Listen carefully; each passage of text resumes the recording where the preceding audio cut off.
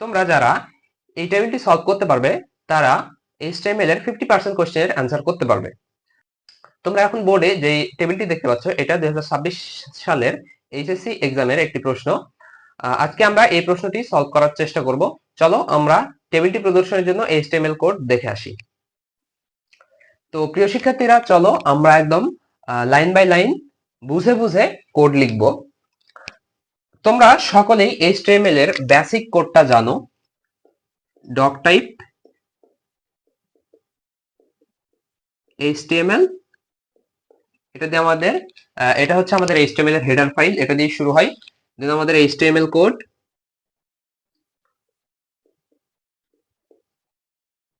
এর ভেতরে থাকবে হেড, হেডের মধ্যে আমরা টাইটেল লিখব। টাইটেল আমি যে কোনো একটা দিয়ে দিচ্ছি।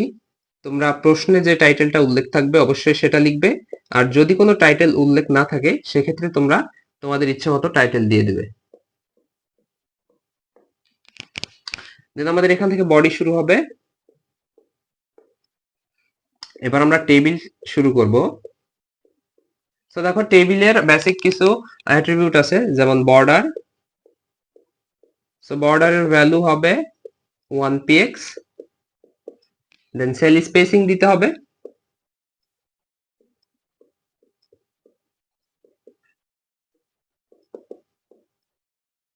সেল স্পেসিং এর ভ্যালু হবে 0px, কেননা আমাদের এখানে একটা সেল থেকে আরেকটা সেলের মাঝে কোনো দূরত্ব নেই।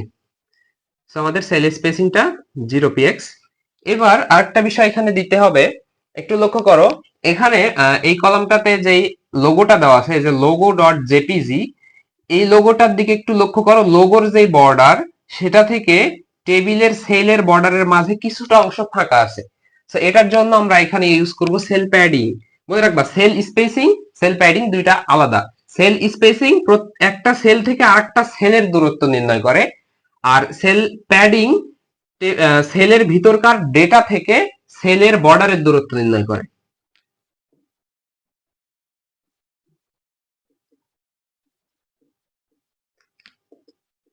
সেল প্যাডিং এর ভ্যালু আমরা আনুমানিক 20px দিচ্ছি।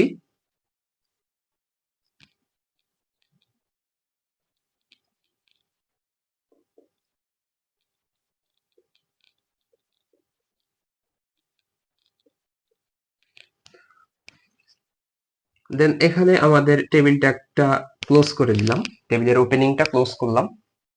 এবার প্রথমে আমাদের টেবিল হেডার নিতে হবে। সো প্রথমে একটা টিয়ার নেব, দেন এর ভেতরে আমাদের থাকবে table header. So table header একটা বিষয় লক্ষ্য করো, টেবিল হেডার, এই যে টেবিল হেডার যেটা আছে এটা পুরো টেবিলে তিনটা কলামকে স্প্যান করে আছে, এই যে একটা, এই যে একটা, এই যে একটা। এখানে এই রটা নিচের এই দুইটা কলামকে স্প্যান করে আছে, যার জন্য মনে হচ্ছে উপরের এটা দুইটা কলাম, বাট এই পুরা টেবিলে তিনটা কলাম আছে, এটা একটা, এটা একটা, এটা একটা, এটা একটা, এটা একটা, এটা একটা। সো আমাদের এখানে তাহলে কল স্প্যান ইউজ করতে হবে। কল স্প্যানের ভ্যালু যেহেতু তিনটা কলামকে স্প্যান করছে, সো কল স্প্যানের ভ্যালু দিতে হবে 3। দেন আমরা কন্টেন্টটা লিখবো এইচএসসি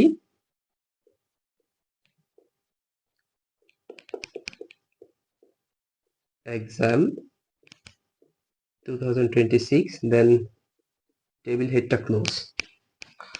দেন আমরা এখানে টিয়ারটা ক্লোজ করে দেব, নতুন টিয়ার।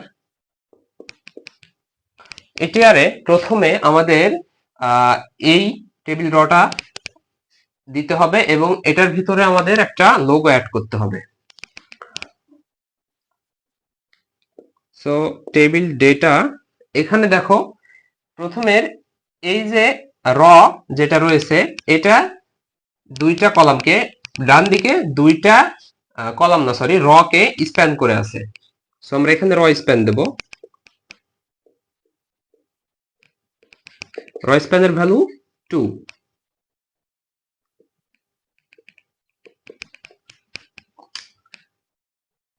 দেন এবার আমাদের এখানে ইমেজ ট্যাগটা ইউজ করতে হবে। সো আমরা ইমেজ ট্যাগটা ইউজ করছি। সোর্সে আমাদের লোগো ডট জেপিজি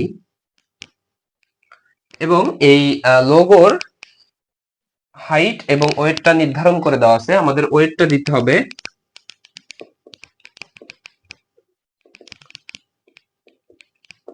লোগোর ওয়েটটা হচ্ছে 2000 px এবং হাইটটা হচ্ছে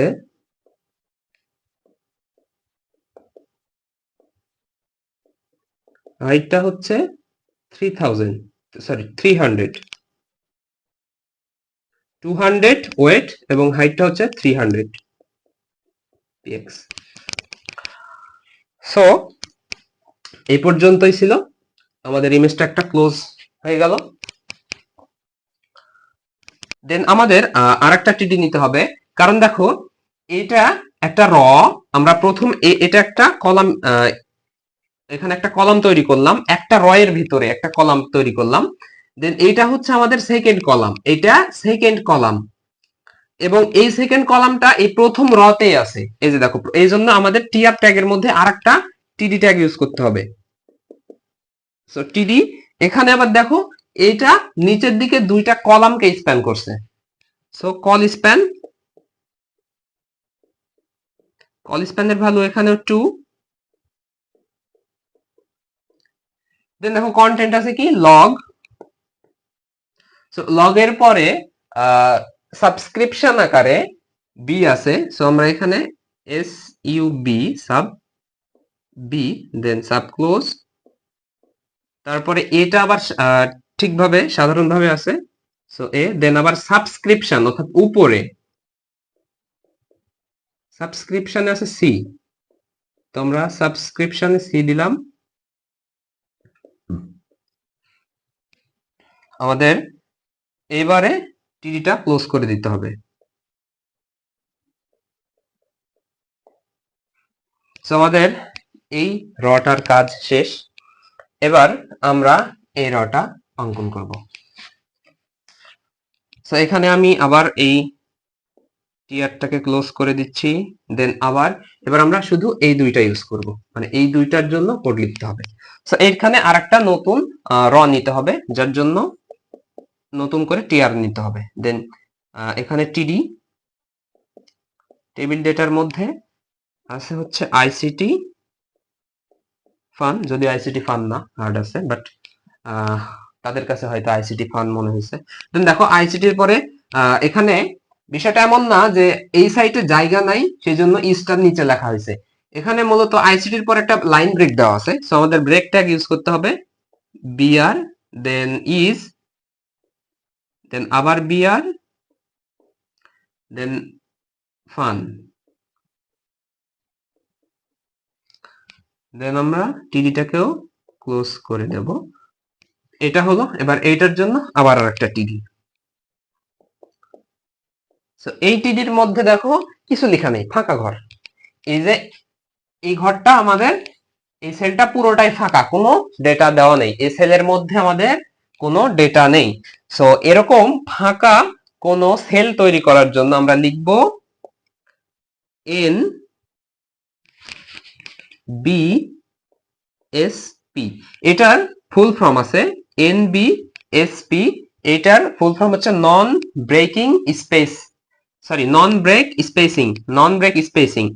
দেন আমরা এখানে টিডিটা ক্লোজ করব। সো আমাদের এইটাই হচ্ছে এই টেবিলের জন্য, এই টেবিলটা প্রদর্শনের জন্য এইটা আমাদের HTML কোড। দেন এখন আমরা প্রথমে টেবিলটা ক্লোজ করব।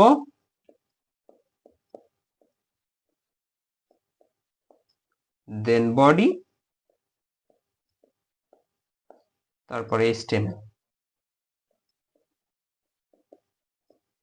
তোমরা কোড লেখার সময় একটা বিষয় মাথায় রাখবে, এই যে দেখো বডির ওপেনিং যেখানে, বডির ক্লোজিংটা ঠিক তার নিচে, টেবিলের ওপেনিং যেখানে শুরু হয়েছে ঠিক তার নিচে টেবিলের ক্লোজিংটা একটা লিখবো। এইভাবে কোড লিখলে দেখতে অনেকটা সুন্দর লাগে। সো অবশ্যই সৌন্দর্যতা খাতায় যতটা বৃদ্ধি করা যায় সেভাবে তোমরা চেষ্টা করবে। সো এই ছিল আমাদের আজকের HSC 26-এর একটা প্রশ্ন সলভ।